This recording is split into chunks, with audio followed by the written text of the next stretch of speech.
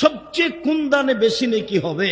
তখন আল্লাহ রাসূল বললেন, জহুদুল মুকিল্লে, নিঃস্ব মানুষের চেষ্টা প্রচেষ্টার দান, গরিব মানুষের চেষ্টা প্রচেষ্টার দান।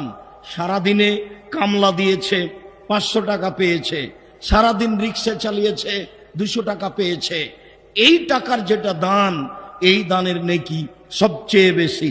আমি যেটা বলতে চাচ্ছি সেটা হলো এই, আল্লাহ তাআলা মুমিন পুরুষ নারীকে দান করার জন্য বলছেন যে সে সচ্ছল হোক, সে অসচ্ছল হোক, তাকে দান করতে হবে, ও দান করুক।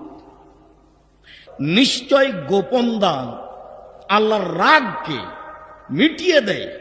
আমি পাপ করেছি, আল্লাহ আমাকে শাস্তি দিবেন, এই অপেক্ষায় সময় কাটছে।